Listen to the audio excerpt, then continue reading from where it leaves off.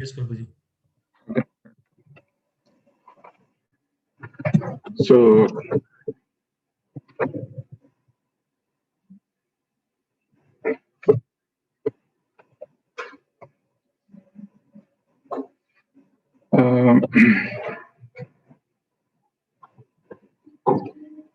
so happy Gaura Purnima to all of you. Usually our Gaura Purnima festival happens in the evening, but today we are fortunate that it's a weekend and happens to be a Sunday, and we are having this Gaura Purnima morning class. So, wishing everyone a happy, blissful Gaura Purnima. Let's start with today's session. Let's start with the prayers. Om Namo Bhagavate Vasudevaya. Om Namo Bhagavate Vasudevaya. Om Namo Bhagavate Vasudevaya.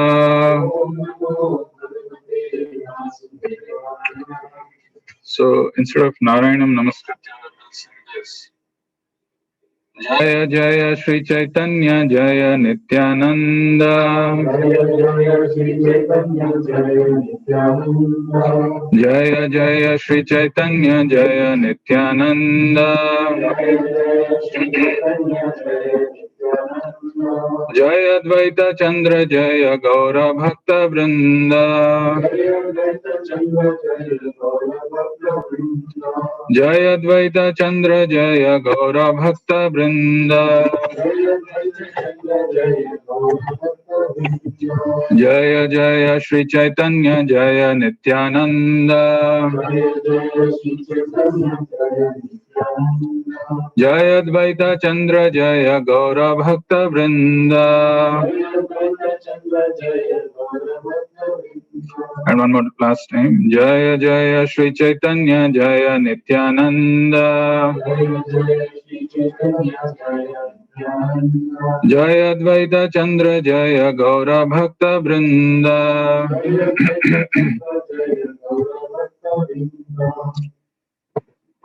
So the translation of this is actually all glories to Sri Chaitanya and Nityananda. All glories to Advaita Chandra. And all glories to all the devotees of Sri Gaura, Lord Chaitanya.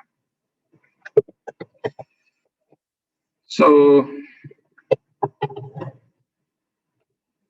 today is such an auspicious day and such a great day. It's Gaura Purnima Day, the appearance of Lord Chaitanya Mahaprabhu. And we have been having these sessions for last few weeks where we have been discussing from Chaitanya Charitamrita. And we also spoke about how there are so many glorifications and biographies of Chaitanya Mahaprabhu available. And there are so many people, so many devotees, so many exalted personalities who have glorified Chaitanya Mahaprabhu. But if really one has to see the mood of Gaudiya Vaishnavas, even though there are so many wonderful glorification of Chaitanya Mahaprabhu available, the real essence of Chaitanya Mahaprabhu is very nicely summarized by the Pranam Mantra of Chaitanya Mahaprabhu. What is the Pranam Mantra, Vidya Madhiji, of Chaitanya Mahaprabhu?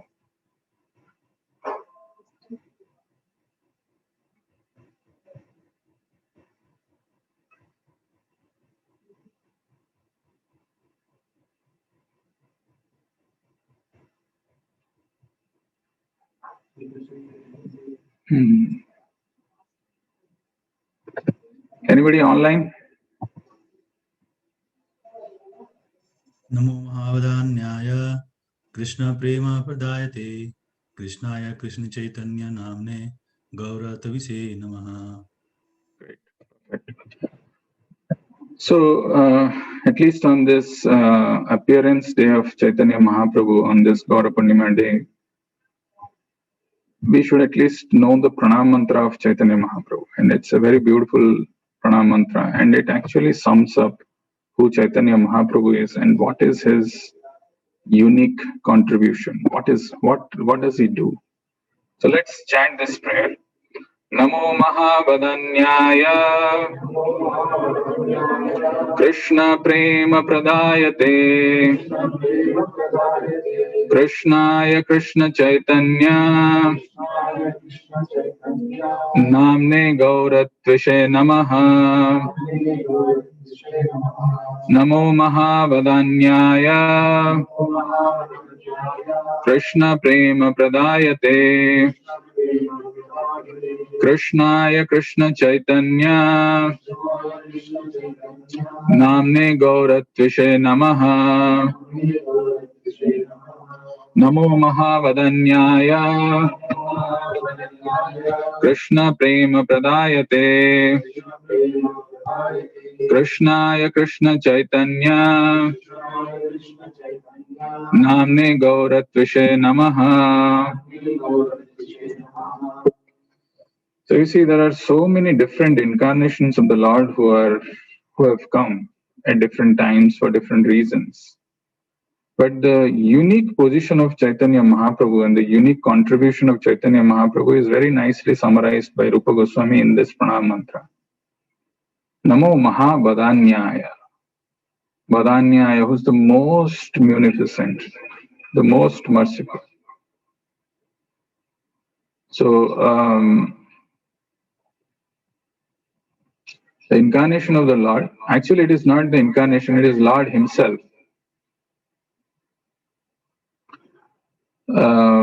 So he comes and he is the most charitably disposed, as it is mentioned here, Mahavadanyaya.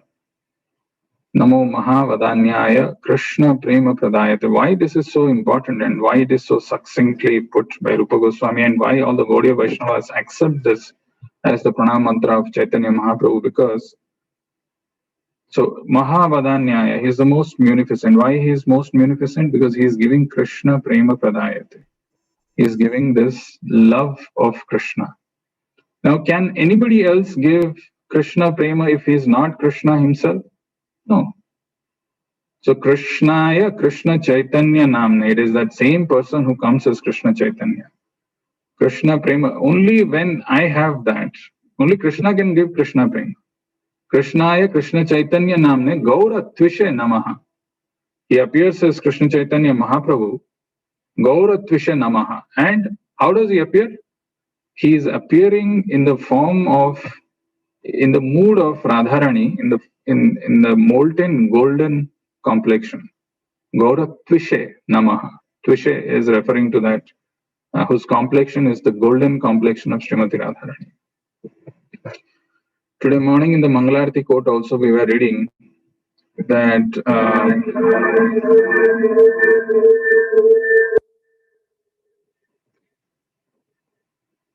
how this, there is a how it suddenly comes.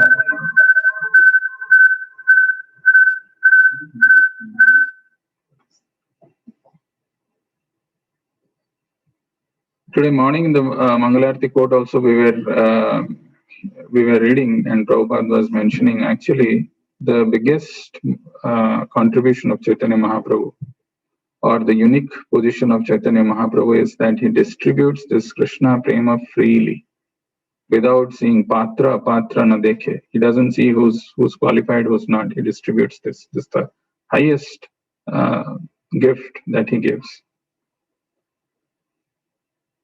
So in our Gaudiya Vaishnava tradition also, and we hear this often, that the mercy of the Lord is something which is very important in our life. But the question is, how does this mercy come? How can we be the recipient of mercy? Right? So, if mercy of the Lord, if Chaitanya Mahaprabhu is the most merciful incarnation, what it takes to accept that mercy, what it takes to become a recipient of that mercy. Now the 1 hour that or 45 minutes that we have, let us spend some time in understanding how and who can become a deserving candidate to receive this mercy. And we will see it from the pages of Chaitanya Charitamrita, one great devotee of the Lord. How did he become the recipient of mercy? What it takes to accept this mercy. Unfortunately, the mercy is available, but we are so distracted and we are so busy. There is a lecture which Prabhupada has given in from the Bhagavatam. It is called the busy fool. The busy fool. People who are so busy in their material activities. So busy that they don't have even time for understanding what is this goal of life, what's happening. Very, very caught up, very busy. They are all very important priorities in our life. And we don't have even time for participating in Sankirtan, understanding who Chaitanya, what our life can become, how it can transform. We don't have any clue about it. So let's see how what is Chaitanya Mahaprabhu's mercy and how we can receive. Now, one of the things that people often ask is, who's Chaitanya Mahaprabhu? Is there any mention anywhere that Chaitanya Mahaprabhu is a bona fide incarnation of the Lord? Prabhupada quotes 2 verses, and 2 verses are very important, which actually from Srimad Bhagavatam, which establishes the position of Chaitanya Mahaprabhu as non-different from Krishna.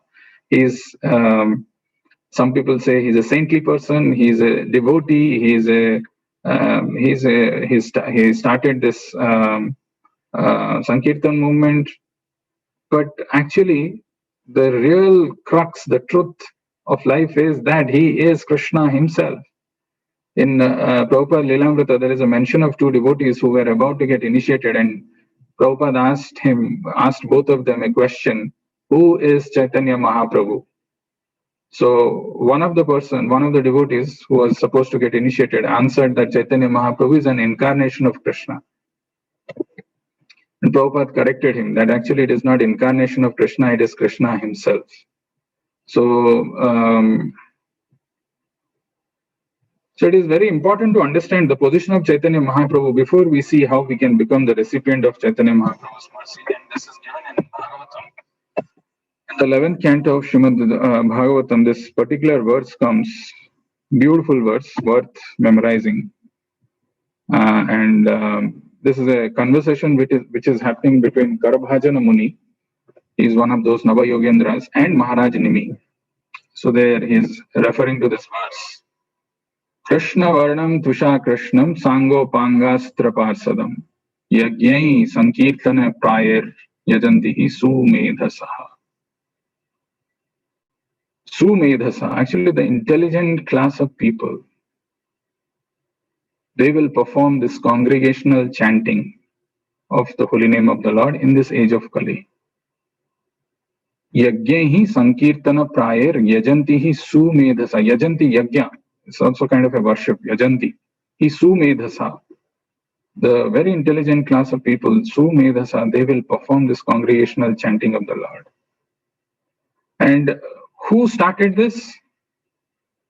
It is actually, in this age of Kali, intelligent persons perform congregational chanting to worship the incarnation of Godhead, who constantly sings the names of Krishna.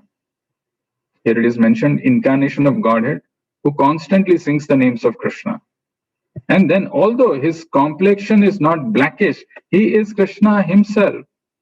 Krishna Varnam Tusha Akrishnam. Krishna Varnam, he belongs to the same category of Krishna, Krishna Varnam, and he chants, he repeats the syllables, Krishna, Krishna Varnam, Tusha Akrishnam, whereas his bodily lustre, his complexion is Akrishnam, not blackish. And he's always surrounded by his associates, by his devotees, Sango Pangastra Parsadam. And what does he do? He is accompanied by his associates, servants, weapons, and confidential companions. The word weapons here is referring to not some kind of weapon that usually the Lord carries when he descends to annihilate the miscreants. Either it could be in the form of a disc, could be some bow and arrow, could be so many things. But here in this age, when the Lord descends, The weapon that he carries is this congregational chanting of Hare Krishna Mahamantra. Hare Krishna, Krishna Krishna, Hare Hare, Hare Rama, Rama Rama, Hare Hare. Actually, this weapon is the most powerful weapon for this age of Kali. No other weapon can act. Because if you try to look for miscreants, then there will be nobody who will be spared, because everybody has this tendency of, this demoniac tendencies within. So how do we get rid of this demoniac mentality? How do we get rid of this demoniac tendencies which is there? And the answer is given as in the form of this chanting of holy name of the Lord. There is a statement of Prabhupada I was reading in one of the conversations or in one of the correspondence that he had. He mentions that disturbance is the signature of Kali Yuga. Very interesting line, I thought. Disturbance is the signature of Kali. You ask anybody, anyone, any position, any strata of life, any whatever he may be, people are always disturbed. And when people are disturbed, to do any spiritual activities is not easy. It is very, very difficult. But they can get immensely benefited just by participating in this congregational chanting of the holy name of the Lord. And the Lord comes and personally demonstrates, does that, distributes it so that people get benefited. Only the person who's sumedhasa, who's very intelligent, understands this. Usually when a person is disturbed, when he or she is disturbed, what does he meditate upon? Most often than not, it is the source of disturbance, which is causing me disturbance. He's meditating on that. Very little one realizes or understands or gets this fact that if he changes the meditation, the point of meditation to the Lord, to the holy name of the Lord, easily this disturbance can go. This doesn't come. The reason being, while chanting the names of the Lord, we don't have enough faith. We have not invested enough faith in the chanting of the holy name of the Lord, that this chanting, these names of the Lord are not different from the Lord. When we are chanting the names of the Lord in our tongue, the Lord personally, by his causeless mercy, he descends in our tongue. But we don't have, it is just a mechanical process. So that is why when we are disturbed, the idea to take up to the shelter of holy name doesn't come. And in a very powerful verse, the next verse in Bhagavatam, the position of Chaitanya Mahaprabhu is further confirmed, is further reinforced. And this verse is a very beautiful verse. This verse again, this is a conversation between Karavajana Muni and Maharaj Nimi. So he's saying, Dhyayam sada paribhavagnam abhishtadoham tirthaspadam shiva virinchinutam saranyam Bhratyartiham pranatapala bhavadbhiprotam Vande mahapurusha te charanaravindam. So this verse spoken by Karavajana Muni is addressing the Lord here as, my dear Lord, you are the Mahapurusha. Mahapurusha in Sanskrit is translated as the Supreme Personality of Godhead.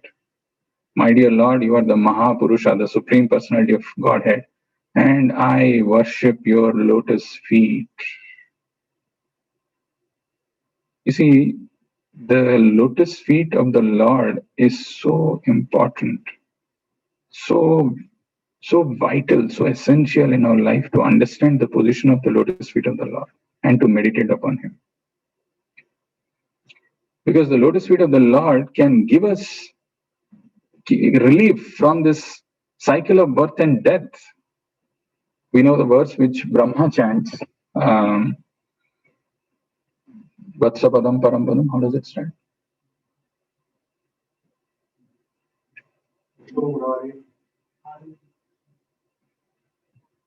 Yashomurare. Anybody? The first line I just need.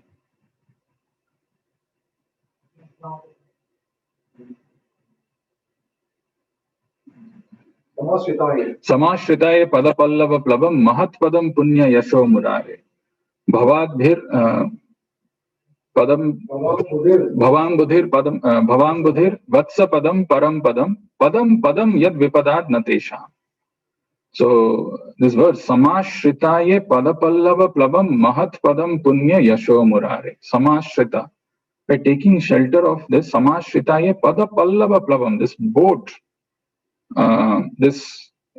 of the lotus feet of the Lord, if we take shelter of that, Samashritaya Padapallava Plabam Mahat Padam Punya Yasho Murare.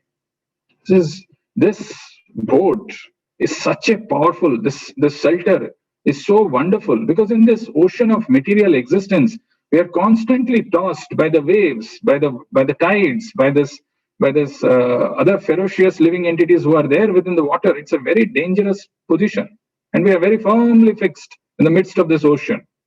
If we really want to cross over this material ocean, this ocean of material existence, Bhavambudhir, this is Ambudhi. Ambudhi, an ocean, cannot be crossed by swimming. You need some shelter, and the shelter is the lotus feet of the Lord. So here it is mentioned, you are the Mahapurusa, the Supreme Personality of Godhead, and I worship your lotus feet. And then, which are the only eternal object of meditation. Ask ourselves, what do we meditate upon? What are the things, what are the sources of, what are the objects of meditation in our life? We have different objects of meditation.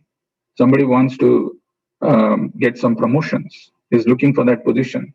Somebody wants a nice house, is looking for that house, meditating on that. Somebody is looking to get married and looking for someone who's a prospective bride or a groom. Somebody wants to have a nice car. Somebody wants to have some things. We have various objects of meditation. But what we don't realize is all of these objects of meditations are temporary. All of them. And when we meditate on any object of meditation which is temporary, the happiness derived from it will also be temporary. It cannot be permanent. It cannot be eternal. It's a simple logic. Because the objects of meditation themselves are not permanent. How can they give us eternal happiness, including our own body, mind, and intelligence? Maybe, somebody who's meditating on his body and mind, maybe he can become some mindful. They talk about mindfulness. Some relief, somehow, something, little bit. But here he's saying, which are the eternal object of meditation. Yesterday we were talking about the pastime of King Prataparudra. And Prataparudra Maharaj, Maharaj, King Prataparudra, even though he was materially very opulent, he had, he was the king and he had everything, but he was very clear as to what should be his object of meditation, constantly focused on that. Second point, the third point, those feet destroy the embarrassing conditions of material life. Our acharyas say, actually our existence in this material world is an embarrassing condition. Those feet destroy the embarrassing conditions of material life. Few days back, there was a function for one of the persons whose mother passed away. And few of our devotees had gone on the 13th day to do some kirtan. That person apparently is comfortable in terms of his material richness and whatever it is, and he's settled here. But his mother passed away. And some of us went and we did the kirtan and we came back. The reason I'm mentioning this is, whenever we go for this kind of a ceremony or whenever we hear, what is the first thing that comes to our mind? May not be the first thing, but certainly it is somewhere there inside our heart, very subtly. Okay, that person has passed away, good or bad. Nothing is going to happen to me. I will survive. Right? And that's why we get embarrassed, because we are pursuing these material things again and again with the hope, with this tremendous hope that I will make it all right. I will achieve more in material ways, in material success, and material this thing. And that will give me permanent happiness. And we just go for it, despite knowing, seeing, feeling in our, in all around in our lives, in the society, near and dear ones, somebody whom we don't know. It happens. There was a MIT reflection which was happening for the 1 year of COVID, because they thought 10th March was the day probably when it started. So there was 1 year of reflection, and there were some close groups where we were having discussions. Many of them were saying, actually, some of their near and dear ones who passed away in COVID, they could not even see them. They could not see them because they were not allowed. They were not sure whether the body was buried or not. They were not even knowing whether it was their relative or somebody else's relative, somebody else who got burnt. You see, in those people's position, any one of us could have been there. Right? We don't know who is and in what way we are going to die. Who knows that? How it is going to come? Who can say that? But can anybody say that he's going to be he's immortal and nothing is going to happen? He can live. We talk about Six Sigma and all this, process improvement, the quality standards that are there. So the defects or the quality of product that is manufactured and sent is very high quality. So there is a high quality check which is being performed. You have 0.00001% rejection. But in this system of the world created by the Lord, there is no chance of any defect. There is not even 0.00000, I don't know, whatever, infinity 1% chance that there is one man who somehow survived. Somehow he's been 700 years old or 800 years old and is hiding somewhere and death could not even capture him. Those feet destroy the embarrassing conditions of material life. They destroy the embarrassing conditions of material life. And then freely avoid the greatest desire of the soul. What is the greatest desire of the soul? What is the desire of the soul? What exactly the soul wants? Be it anybody, ask anyone randomly. He may say a few things that I want to do this, I want to achieve this, I want to do this, I want to have this, I want to have some family, this, that, some things and all he'll say. Ultimately, if you ask 2-3 questions, it boils down to I want to be happy eternally. I want to be blissful eternally. If somebody wants that, there is no way that in this material world with the materialistic pursuits one can be happy. He's saying freely avoids the greatest desire of the soul, the attainment of pure love of Godhead that can completely satisfy the soul. My dear Lord, your lotus feet are the shelter of all holy places. Tirthas Padam. There's a shelter of all holy places. The word used there in the verse is Tirthas Padam. Right? Sometimes we wish, we desire we can go to Vrindavan. Sometimes we wish we can be in Navadvip. We can go to Jagannath Puri. We can live there because the Lord is present there. But because of our circumstances, because of our situations, because of so many obligations, may not be possible. But if one meditates, if one takes shelter of the lotus feet of the Lord, it is the source of all the places of pilgrimage, the shelter of all holy places and all saintly authorities in the line of devotional service, and are honored by powerful demigods like Lord Shiva and Lord Brahma, my Lord. The lotus feet of the Lord is worshipped and honored not just by ordinary people, even great personalities like Lord Brahma and Lord Shiva. My Lord, you are so kind that you willingly protect all those who simply bow down to you with respect. Just Krishna says in Bhagavad Gita, Manmana Bhava Madbhakto Madhyaji Mam Namaskuru.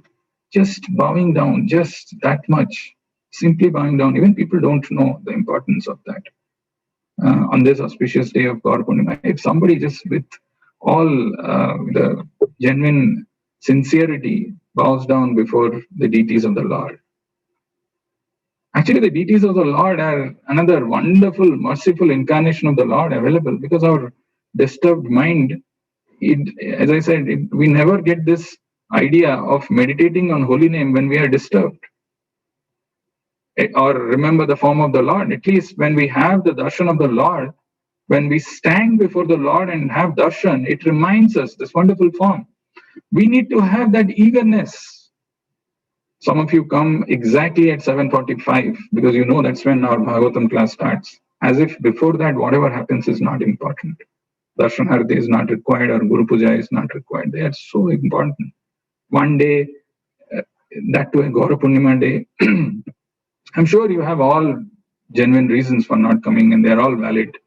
But can I have that desire? If not this, next time, at least one festival. Can I have the darshan of the Lord before the curtain opens? I'm there and I'm witnessing this beautiful form of the Lord, because it not only purifies our desires in the heart, it also gives us an encouragement to be engaged in devotional service. Just having darshan of the Lord, just standing peacefully, blissfully before the Lord and seeing the form of the Lord, the smile of the Lord, all the distresses, all the miseries can go. So that you willingly protect all those who simply bow down to you with respect, and thus you mercifully relieve all the distress of your servants. In conclusion, my Lord, your lotus feet are actually the suitable boat for crossing over the ocean of birth and death, and therefore even Lord Brahma and Lord Shiva seek shelter at your lotus feet. This is a wonderful verse, and these two verses Prabhupada quotes, and he gives references how from different acharyas. We have to understand this is not some sentimental thing that Chaitanya Mahaprabhu is Krishna. No, it has to be understood with from the eyes of the scriptures and through the words of the writings of the acharyas. How they say that, how they prove this, and when we see and when we understand and when we hear from these bona fide sources, we understand what is the true position of Chaitanya Mahaprabhu. Now, as I said at the beginning, the pranam mantra of Chaitanya Mahaprabhu is Namo Mahavadanyaya Krishna Prema Pradayate, the mercy of the Lord. And if we have to become the recipient of mercy, first we need to understand what is the definition of mercy. What does the word mercy mean? Mercy means when we don't deserve something, it is given to us. We have no qualifications. If it is mercy, that means you didn't deserve it, but you've got it.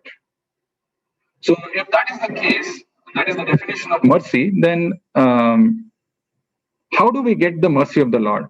There is one verse in Bhagavad Gita, just one verse, which talks about the mercy of the Lord. Very interesting verse. I'm sure you'll be knowing. If you don't know, the verse number is 64, chapter number 2. The verse is Raga Dvesha Vimuktaishtu Vishayan Indriyais Charan Atma Vasair Vidhe Atma Prasadam Adhigachati. That Prasadam Adhigachati refers to the mercy of the Lord. Raga Dvesha Vimuktaishtu Vishayan Indriyais Charan Atma Vasair Vidhe Atma Prasadam Adhigachati. There are two things in this verse it is mentioned. This is the verse spoken by Krishna to Arjuna in connection with his question about who is a Atmaram.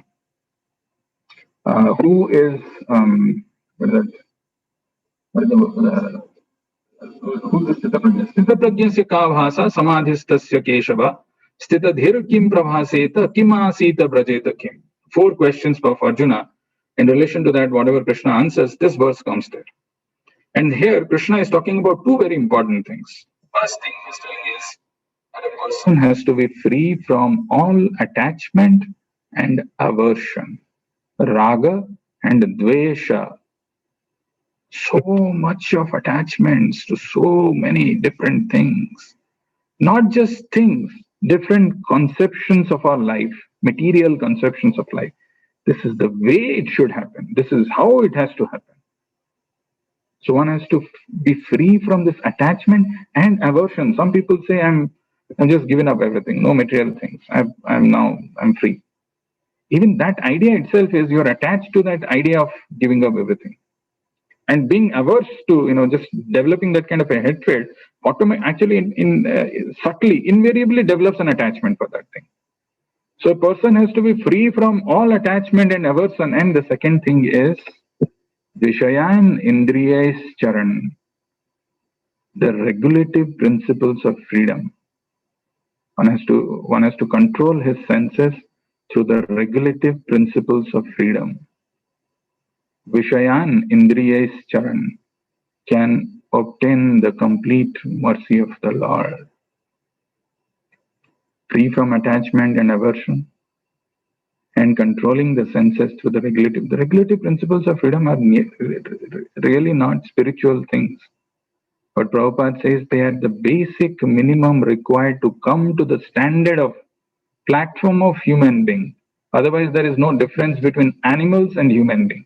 What we don't realize sometimes is it may look like there is some kind of inconvenience or austerity for the way that we have been living our life, and there is some austerity.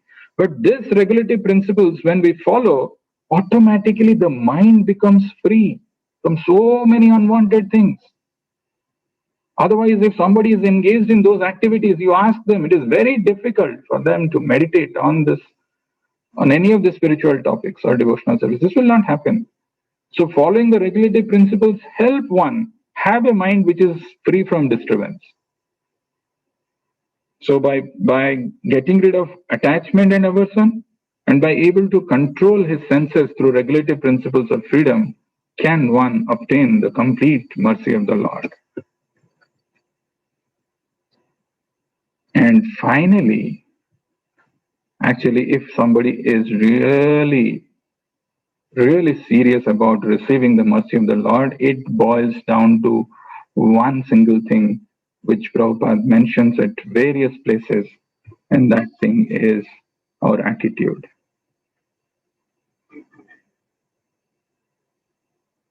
There is a definition of attitude which I found from the books of Srila Prabhupada, and Prabhupada writes actually, a suitable way of thinking, feeling, and willing, which is reflected in our behavior. A suitable way of thinking, feeling, and willing, which is reflected in our behavior. Most of you sitting here are parents, and if you can agree with this statement when I say, and of course we as children also would have done this some point in time. When you tell something to your children, sometimes they say yes to you on your face. But when you look back again, that yes was told with an attitude. Okay, take it. If you're telling me what to do now, I agree with you. But it is not completely agreeing to your point, but just saying it yes for the time being with an attitude. We might have also done it. I'm sure I would have done that many times. Not completely agreeing, but then saying it yes, and that's how we can see what is that attitude. So attitude is a subtle way of thinking, feeling, and willing, which is reflected in our behavior. Actually, if you remember when we were doing this Nectar of Instruction study, in the preface of Nectar of Instruction, Prabhupada writes this one statement: the advancement of a sadhaka in his spiritual life is dependent on his attitude. The advancement in spiritual life or in devotional service for a sadhaka is dependent on his attitude. See, nobody can, force someone to take this up. Nobody can do that. If after hearing, after understanding, one still remains like a lazy, lethargic person, giving all kinds of excuses for not doing, for not taking, who can be blamed? Who is to be blamed?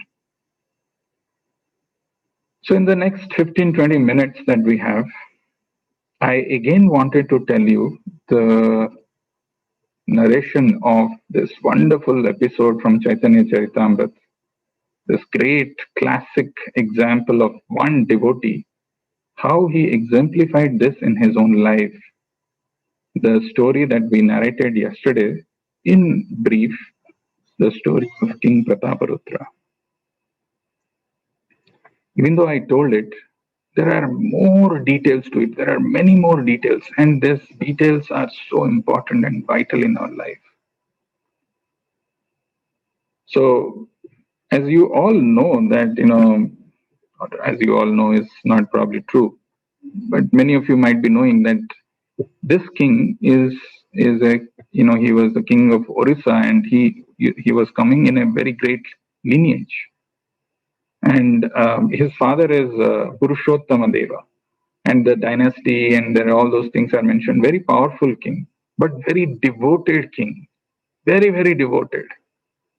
So when Chaitanya Mahaprabhu returned to Jagannath Puri after his South Indian tour with with few of his devotees and entourage, the news spreaded, and Prataprudra was very eager to meet Chaitanya Mahaprabhu. Very, very eager. He heard about it, and he found out from Sarvabhauma Bhattacharya, who is this Chaitanya Mahaprabhu? What is his position? Who are his associates? How do I know more about him, and how can I meet him? Now, actually, what I didn't tell yesterday, which I wanted to highlight again today, is in this whole episode of Chaitanya Mahaprabhu and King Prataparudra, one has to carefully observe the attitude of Prataparudra. He is a king, very powerful. If he would have summoned once for Chaitanya Mahaprabhu to appear, Chaitanya Mahaprabhu would have appeared. But he took a very humble position, because if somebody has to receive the mercy, you cannot command, you cannot demand. It is not like if actually the moment we think, okay, I'm coming to the temple, I am doing something, services, or I am doing this seva, I am entitled for something. There is an idea of entitlement comes. The Lord should protect me. They should, make arrangement for me. Something else is given to someone. Why it is not given to me? All these thoughts, all these ideas that come. That means, since I have done, it becomes transactional. Since I have done this, I deserve to get this. Anywhere there is transaction involved, then the love is not there. Even in material world, when somebody comes and talks to you with just a motive of getting something from you, you also understand this. You feel that you see that, and the moment it happens, the real love in the relationship is lost. Similarly with Lord also, when we come with this transactional mindset, I'm doing this, I've been coming for this year, I've been doing this, I'm entitled for this. The Lord doesn't, it doesn't work in that way. The mercy of the Lord comes in a very, as I said, in a very appropriate time, in an appropriate manner, at appropriate place. And I have to be really qualified to receive that mercy. And let's see this example of King Prataparudra, how he became the recipient of Chaitanya Mahaprabhu's mercy. So, actually, I didn't mention about two other exalted devotees who recommended Chaitanya Mahaprabhu about Prataparudra. I just mentioned about Sarvabhauma Bhattacharya yesterday, right? The first person who recommended,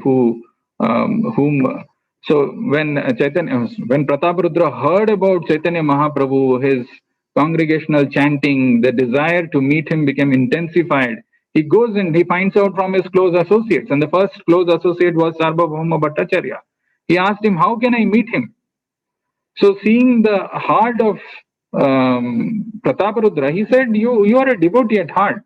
I would recommend Chaitanya Mahaprabhu about you. I would go and personally tell him that, you deserve to be a recipient of Chaitanya's mercy. And he goes and tells it to Chaitanya Mahaprabhu that there is this great king who is a devotee of Lord Jagannath, and he's been waiting to get your mercy, to receive your mercy. What did Mahaprabhu say? The famous verse. Anybody? Beautiful verse. I want to say it wrongly, so I'll just get it rightly. Niskinchanasya bhagavad bhajanonmukhasya param param jigamishor bhavasagarasya sandarshanam vishayinam athayoshitam cha ha hanta hanta vishabhakshananta piyasadhu. So this is what Chaitanya Mahaprabhu said. Oh, Sarvabhauma Bhattacharya, what are you saying? I can't hear this. Hey, that fellow is a king. The word king is actually associated with materialistic opulences, materialistic mindset. How can I am in the renounced order of life, how can I meet him? Niskinjanasya bhagavad bhajanonmukhasya param param jigamishor bhavasagarasya sandarshanam vishayinam atayoshitam cha sandarshanam, even the darshan, just to meet a person who is vishayi, who is yoshitam, who's attached to women and wealth and vishayi, even just the darshan, forget about opening heart and exchanging things with him, even that itself can pollute my mind. Ha handa handa vishabhakshanandopi asadu. It is worse than taking poison knowingly. Alas, for a person who is seriously desiring to cross the material ocean and engage in the transcendental loving service to the Lord, without material motive, seeing a materialist engaged in sense gratification or seeing a woman who is similarly interested is more abominable than drinking poison willingly. This is Chaitanya Mahaprabhu's standard. He just outrightly rejected, flat rejection.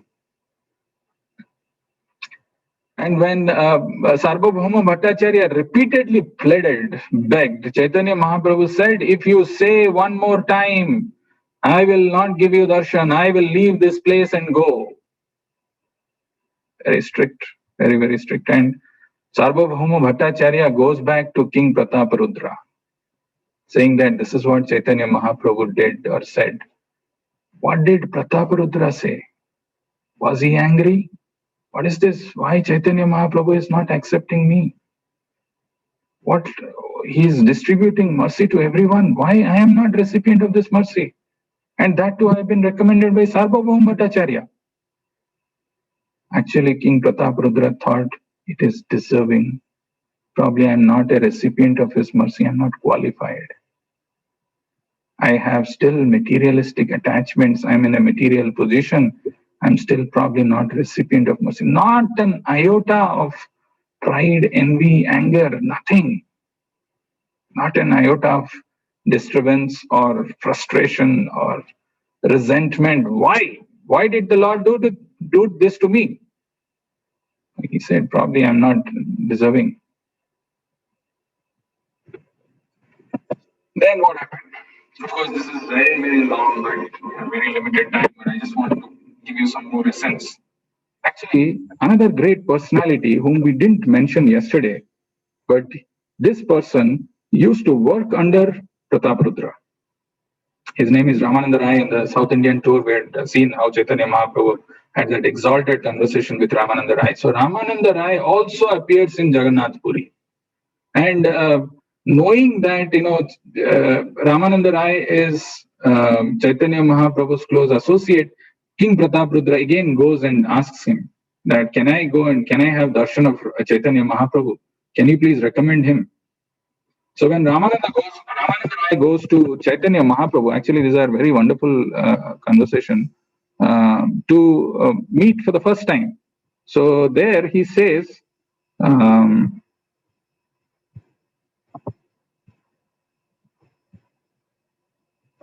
very interesting thing actually, I want to tell that exact thing.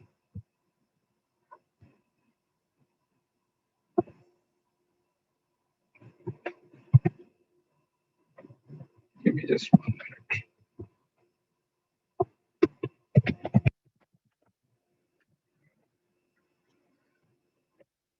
So Ramananda Rai, when he is meeting Chaitanya Mahaprabhu, he said that, what he said?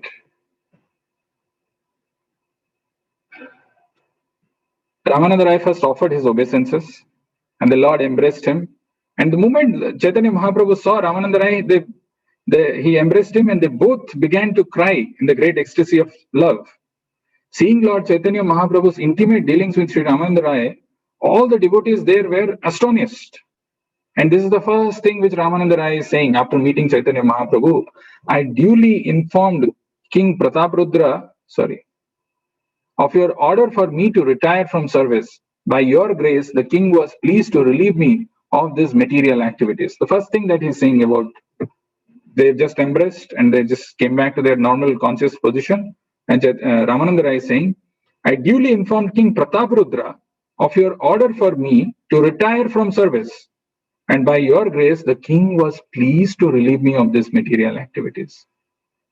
I said, Your Majesty, I'm not willing to engage in political activities. I desire only to stay at the lotus feet of Sri Chaitanya Mahaprabhu. Kindly give me permission. When I submitted this proposal, the king immediately became very pleased upon hearing your name. Indeed, he instantly rose from his throne and embraced me. You see the heart of King Prataparudra. Here is one man, is his Ramananda Rai. What was his position though? What was his name? Huh? Governor of Madras. He was in South Madras. He was the governor. He was working for King Prataparudra, and very able, capable person.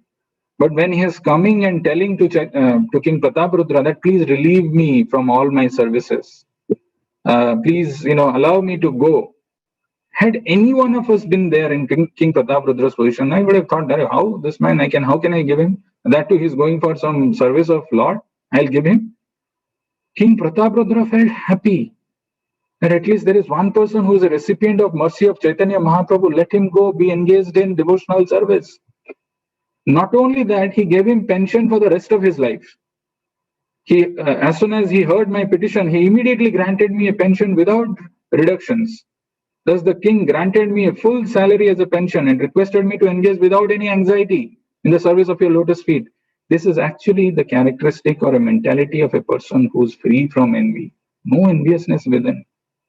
If somebody else is a deserving recipient or a qualifying candidate to get the mercy of Chaitanya Mahaprabhu, he is encouraging him. Let him be engaged in devotional service. Further, Maharaj Prataparudra told Ramananda Rai that I'm most fallen and I'm very abominable and I'm unfit to receive an interview with the Lord. One's life is successful if one engages in his service. The king then said, Sri Chaitanya Mahaprabhu is Krishna, the son of Maharaj Nanda. He is very merciful, and I hope that in a future birth he will allow me an interview. Actually, this is the mood which all the great devotees carry, including the prayers of Brahma, if you remember. Tatte anukampam susamikshamano, bhunjan evatma kritam vipakam, hridbag bapubhir vidadhan namaste, jiveta mukti pade sadaya bhak. Tatte anukampam. One has to be very hopeful of receiving the mercy of the Lord by engaging in devotional service. Okay, there should be a regret, a repent in life. I'm not able to do this. I've got this opportunity. Not that I take care of my family, I take care of my job, I take care of my children, I take care of my neighbor, I take care of my society. After that, oh, there is still some time. Okay, let's go. Go to some temple. Okay, something we'll do. 1 hour, half an hour a day, half an hour a week. Not like that. Actually, our true self, the real self of each one of us, is to be engaged in devotional service. So, tatte anukampam, if for some reasons I'm not able to do, but I'm still, that eagerness, I should be hopeful, I should be very determined. Tatte anukampam, that the mercy of the Lord will fall on me, and someday I'll be free from all these material attachments. Not really, getting rid of responsibilities, free from that materialistic way of living life. Having Krishna as truly the center of our activities. So he said that Krishna, Chaitanya Mahaprabhu is actually Krishna, non-different. He's same, son of Maharaj Nanda. He's very merciful. And I hope that in future birth, he will allow me an interview. In future birth, my Lord, I don't think there is even a fraction of Maharaj Prataparudra's loving ecstasy in me. This is Ramananda Rai telling Chaitanya Mahaprabhu. Chaitanya Mahaprabhu then told, what did he say? Very interesting. He said, my dear Ramananda Rai, you are the foremost of all the devotees of Krishna. Therefore, whoever loves you is certainly a very fortunate person. So he's still not accepting Prataparudra, even though it is recommended by Ramananda Rai, and he told that because of his mercy, I've been relieved of all my obligations and duties, and he has also kindly given me the pension so that I don't have any material anxiety. Still, Chaitanya Mahaprabhu has not accepted. He's telling, okay, if you are the foremost devotee, if someone is loving you, certainly he is a very fortunate person. And because the king has shown so much love for you, Lord Krishna will certainly accept it. This is what Chaitanya Mahaprabhu said. So those who are my direct devotees are actually not my devotees, but those who are the devotees of my servant are factually my devotees. And then Prataprudra, Ramananda Rai departs from there and he goes and tells it to Prataprudra, King Prataprudra. Again, King Prataprudra is not morose, not sad, not dejected, there is no resentment. So he continues to feel that still, yes, I actually am not qualified. It is not the fault with the Lord. Sometimes in our life, when something doesn't go the way that we think or the way we plan, and if it doesn't happen, immediately what we do is we give. There is nothing, and we start cribbing, complaining about everything around us, and every situation looks bad. But you see, this is King Prataparudra being recommended by Ramananda Rai with whatever the facts. He put it in front of Chaitanya Mahaprabhu. Chaitanya Mahaprabhu rejected. And you will be surprised to know who's the third person who recommends Prataparudra. Anybody wants to guess? Swarup Damodar. Good guess, but not true. The third person actually who recommends King Prataparudra is Nityananda Prabhu. This is also very interesting how Nityananda Prabhu gets involved. Actually, when this Rath Yatra was about to happen, all the devotees from everywhere they're assembling, and including Nityananda Prabhu, who also comes there, and he comes to Jagannath Puri to meet Chaitanya Mahaprabhu. So there, actually, King Prataparudra writes a letter to Chaitanya Mahaprabhu saying that if I don't become a recipient of your mercy, there is no point living. There is no point of my life. I should better give it up. And he gave this letter to Sarvabhaum Bhattacharya. Sarvabhaum Bhattacharya in turn gave it to Nityananda Prabhu. So Chaitanya Mahaprabhu, he was alone, and Nityananda Prabhu goes and he again talks about Prataparudra. So he told to Chaitanya Mahaprabhu that the king has decided to become a mendicant and accept the sign of a mendicant by wearing an ivory earring. He does not want to enjoy his kingdom without seeing the lotus feet of Sri Chaitanya Mahaprabhu. And he continued, the king also expressed his desire to see the moon-like face of Sri Chaitanya Mahaprabhu to his eyes' full satisfaction. He would like to raise the lotus feet of the Lord to his heart. Hearing all these statements, Sri Chaitanya Mahaprabhu's mind was certainly softened, because it's again another devotee who's recommending. It's not just, it is Nityananda Prabhu who's recommending. But externally, he wished to speak some harsh words. Chaitanya Mahaprabhu said, I can understand that you all desire to take me to Kataka to see the king. Sri Chaitanya Mahaprabhu continued, what to speak of spiritual advancement? All the people will blaspheme me. And what to speak of all the people? Damodar would chastise me. I shall not meet the king at the request of all the devotees, but I shall do so if Damodar will give his permission. Damodar immediately replied, my lord, you are the fully independent Supreme Personality of Godhead. Since everything is known to you, you know what is permissible and what is not permissible. Still, Chaitanya Mahaprabhu didn't budge. At that point in time, Nityananda Prabhu begged Chaitanya Mahaprabhu, okay, if you don't want to meet him, can you give a garment of yours as a token of, because as some token of appreciation, as a token of approval, so that King Prataparudra could live with that prasadam garment. So Chaitanya Mahaprabhu gave actually a dhoti of his, and seeing that Prataparudra was so ecstatic that he received at least the dhoti, the garment of Chaitanya Mahaprabhu. And he felt it is not different from the Lord, and he was very happy and jubilant. But he was satisfied and pacified for the time being, but he was not. He didn't, the determination, the desire to see the Lord still didn't stop at that. So then what else next? Then somehow this Nityananda Prabhu and all, they made a plan that let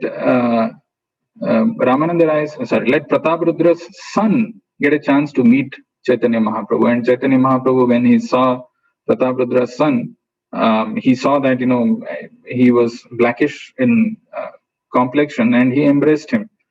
And he said, you are reminding me of Krishna. And by his embrace, this son of Prataprudra became a devotee.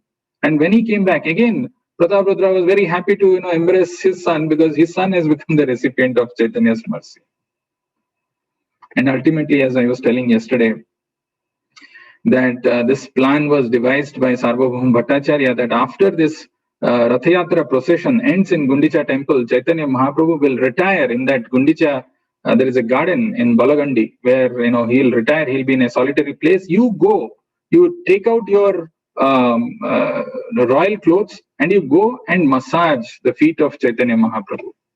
Of course, before that, Chaitanya Mahaprabhu sees that before the Rath Yatra, King Prataprudra was doing this sweeping with the broom, and that really melted Chaitanya Mahaprabhu's heart, seeing his humble menial service, despite the fact that he was such a king with so high position and wealth and all those things. When he saw that, that really melted his heart.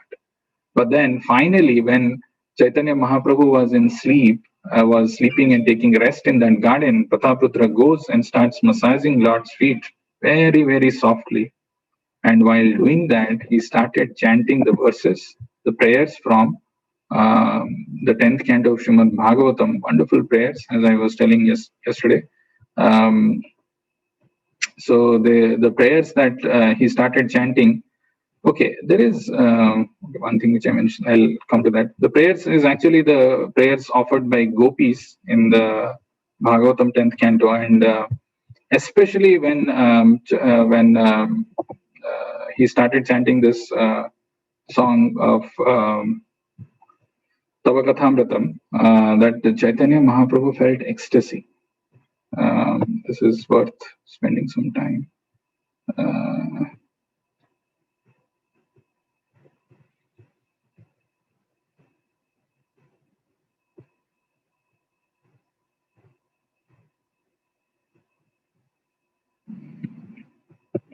Yeah, the verse is, you can repeat after me. Tava kathamritam tapta jivanam kavibhiriditam kalmashapaham Shravanamangalam Srimadatam Bhuvi Grananti Ye Bhurida Jana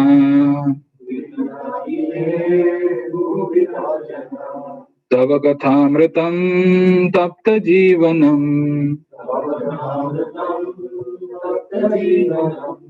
Kavibhiriditam Kalmashapaham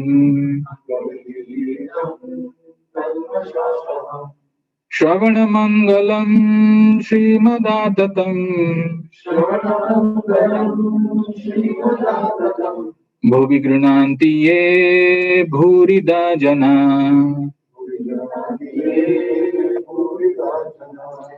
My Lord, the nectar of your words and the descriptions of your activities are the life and soul of those who are always aggrieved in the material world. Tava kathamritam tapta jivanam, who are always aggrieved in this material world. This is the life and soul, Tava kathamritam. The nectar of your words and the descriptions of your activities are the life and soul of those who are always engaged in the material world. These narrations are transmitted by exalted personalities, kavibhiriditam, and they eradicate all sinful reactions, kalmashapaham. Then Shravana Mangalam, whoever hears these narrations attains all good fortune.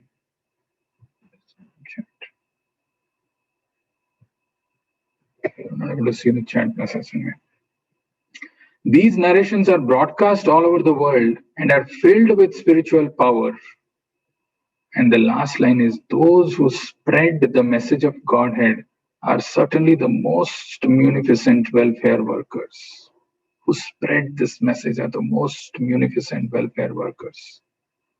So this verse, when Chaitanya Mahaprabhu heard, he he became so ecstatic. And since Prataprudra was going in a normal dress, Chaitanya Mahaprabhu could not recognize him. And he asked him, he embraced the king and cried.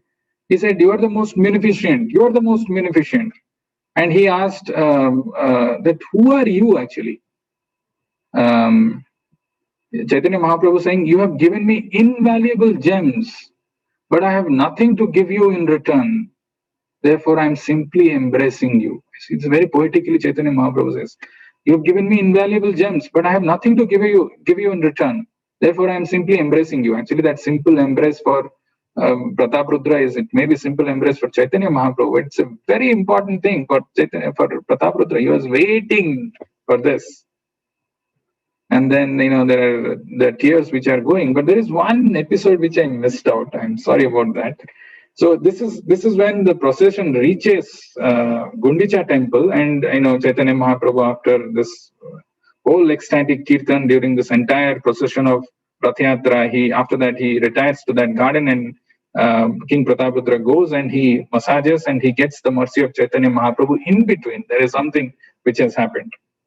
Yesterday I was mentioning about this Beda Kirtan, where there were 7 groups which were formed by Chaitanya Mahaprabhu with some Kirtan leaders and some X number of Mridanga players and Kartal players, and they were doing this uproarious, tumultuous Kirtan in all directions. And very transcendentally, mystically, Chaitanya Mahaprabhu expanded, and he was present in all these groups also simultaneously. But very interestingly, not everybody could see Chaitanya Mahaprabhu in all these places. Only very few confidential associates could see. And out of those very few confidential associates, there was Sarvabhaum Bhattacharya as well as Prataprudra. And Prataprudra, when he was able to see and he realized that others are not able to see, he felt, my God, this is really the mercy of Chaitanya Mahaprabhu. I have been, waiting, I've been anticipating the mercy of Chaitanya Mahaprabhu to come, and I'm able to see him. He realized the special position of his own self. But at the same time, there was a very interesting episode which happens with Chaitanya Mahaprabhu, which Chaitanya Charitamrita describes. It's about a devotee by name Srivas Thakur, who was jumping in ecstasy in Kirtan. Right? Some people jump in ecstasy when Chaitanya Mahaprabhu is doing Kirtan, fully involved. And when he was doing, behind him there was another devotee by name Hari Chandan Prabhu. And he was there, his sight of Chaitanya Mahaprabhu was getting blocked. So he wants to see Chaitanya Mahaprabhu, and this fellow will jump. And he's jumping, he's constantly jumping. And then he's ecstatically jumping, and this person is not able to see. Then what he did, after some time, he patted this Srivas Thakur, saying that I'm not able to see. So actually, it's Kirtan going on, uproarious, loud Kirtan, what he could hear, I don't know what. So he patted and he tried to convey that I'm not able to see. Srivas Thakur actually slapped him. Why are you disturbing me? He slapped him. And then this devotee, Harichandan Prabhu, he was about to go and speak something to Srivas Thakur. King Prataprudra was standing behind this Harichandan Prabhu, and he told him, very, very interesting actually. He told him, actually, don't go and fight with him. Don't go and, scream at him. He told, you are very fortunate that you've got not only the mercy of Chaitanya Mahaprabhu, also his devotee. That slap that you got is a great mercy. Actually, the position of Prataprudra is so wonderfully described in Chaitanya Charitamrita, how he became the recipient of Chaitanya Mahaprabhu's mercy. And very interestingly, to sum it up, finally, when Chaitanya Mahaprabhu asked him who are you? Because he was in a mendicant's dress. And when he asked Prataprudra, who are you? It is not like he was waiting, I am King Prataprudra, I've been trying from this way, that way, and now this chance has come, I have to do all these things. Now you are giving me mercy? Nothing. He told, my Lord, I am the obedient servant of your servant. I'm the obedient servant of your servant. Kindly engage me in service of your servant.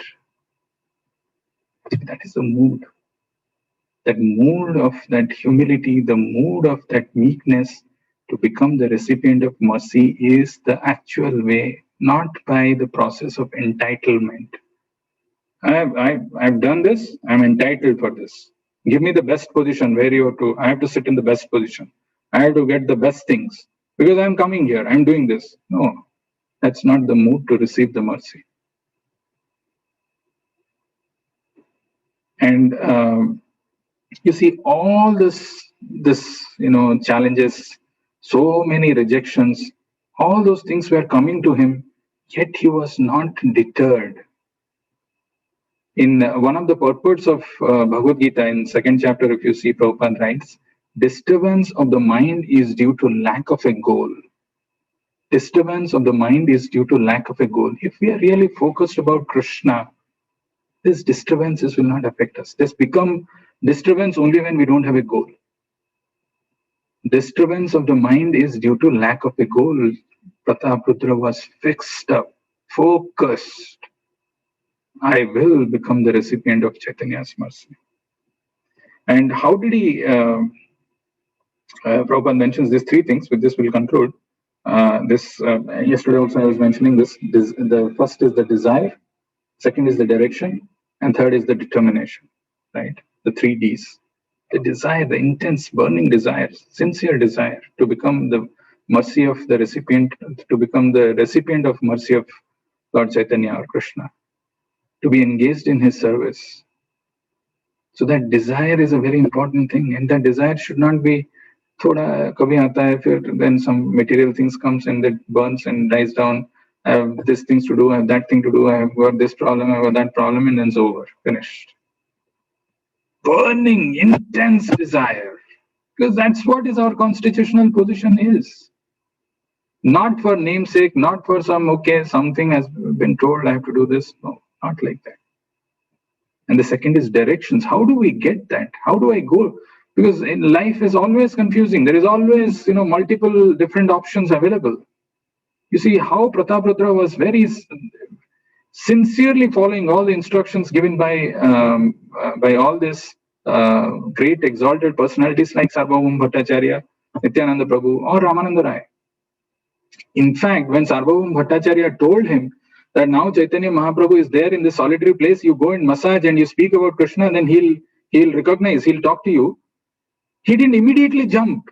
He didn't go, okay, now Sarvabhauma Bhattacharya, you have given me this permission, you've given me this wonderful idea, let me go and jump and do. No, he went and took the blessings of Sarvabhauma Bhattacharya. Please bless me, because I don't know if the Lord is still going to accept me or not.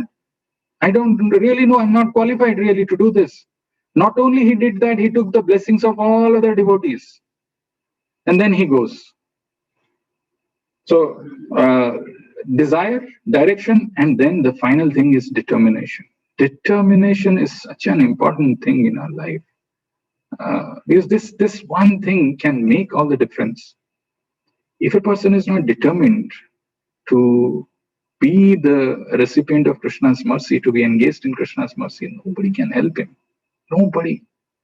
Determination is actually, Madhumani Prabhu says, is a symptom and characteristic of the spirit soul. If you remember that verse which we were chanting during the Potsava time, Yeshanto antagatam papam jananam punya karmanam te dvanda moha nirmukta bhajante mam dridha brata. Dridha brata. One has to be dridha brata to be engaged in devotional service. Bhajante mam dridha brata. Not that today I did, somehow I felt good, inspired, I'll do. Tomorrow, problem came. Mind disturbed. Body problem. Family obligation. Something else. Keep it aside. That will not work. That never works. But there are 3 things which comes in the way to become determined in life, and those 3 things are pride, envy, and anger. If we are too proud of our material possessions, if we are too proud of our material assets and things, it doesn't allow us to become humble. How did Prataprudra overcome this in his life? He overcame this by thinking always that he's not the qualified person to receive this mercy. He never thought he's a very big person, or he deserves this, or he's something. Nothing. He thought he's really not qualified. He doesn't have what it takes to become the recipient of Chaitanya's mercy. Envy. Envy is something which is, again, yesterday we were talking about that episode of Amogha, how he became, he suffered from cholera in his because of, blaspheming Chaitanya Mahaprabhu, and how Chaitanya Mahaprabhu touched his heart and removed that envy from the heart. If a person is envious, the bhakti lata will not sprout. How did Prataprudra overcome this? If you see, we saw that how he was so happy to see Ramananda Rai becoming the recipient of Chaitanya's mercy. That is a very important thing. There may be some other devotee who is advancing. I should feel happy. He is at least recipient of Chaitanya's mercy, Krishna's mercy is advancing. That feeling of happiness, the genuine feeling of happiness is required, knowing our own position, that I'm still not qualified. And Prataprudra was ready to lose all his material possessions for this Chaitanya. So where is the question? So there is no enviousness inside him. So this is another thing. And the third thing is, he was never frustrated or angry or flustered. He's never frustrated any attempts. He was always grateful. He was always thankful. He was always grateful to all the devotees who gave him these opportunities to go and meet, and repeatedly, time and again. And he continued doing this. Finally, ultimately, he became the recipient of Chaitanya's mercy. So on this auspicious day of Gaura Purnima, when the Lord, who is known as the Namo Mahavadanyaya Krishna Prema Pradayate, who is distributing this, okay, let's stand. Namo Mahavadanyaya Krishna Prema Pradayate Krishnaya Krishna Chaitanya Namne Gauratvise Namaha. So when we are praying to Lord Chaitanya, when we are when we are aspirant of becoming the recipient of Chaitanya's mercy, it is very important to cultivate the right attitude. The right attitude of being a servant, the right attitude of becoming a servant of Chaitanya Mahaprabhu. So I'll stop here and wishing one more time happy Gaura Purnima, and we will have our celebration starting from 3 p.m. today. Those of you who are not here, and please join us online. And happy Gaura Purnima to all of you. Any question or any comments or reflections?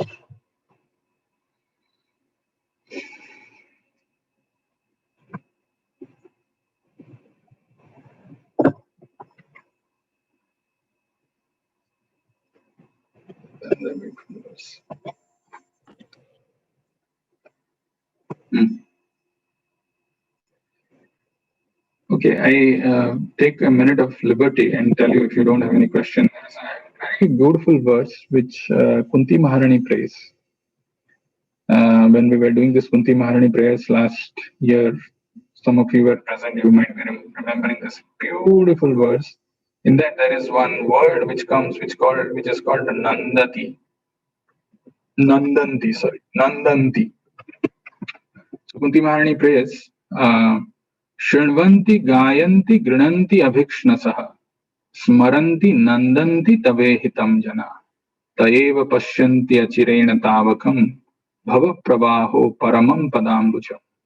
Talks about the lotus feet of the Lord, talks about various things.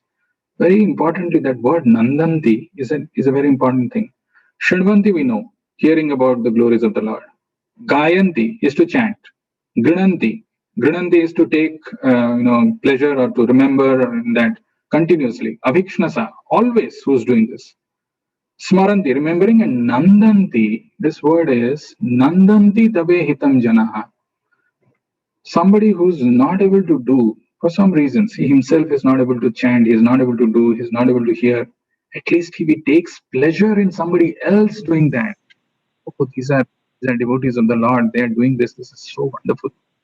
Like Prataprudra saw Ramananda Rai becoming the recipient and how he is so close associate of Chaitanya Mahaprabhu. Even that also helps one advance in spiritual life. So the translation is, those who continuously hear, chant and repeat your transcendental activities, very simple to understand, or take pleasure in others doing so. This is Nandanti. See your lotus feet, which alone can stop the repetition of birth and death.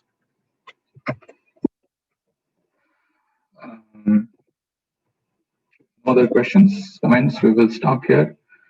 Shri Shri Chaitanya Mahaprabhu ki, Srila Prabhupada ki, Nitai Gaur Premanande. Can I request all of you to come in front of your camera and we will chant once Hare Krishna Mahamantra.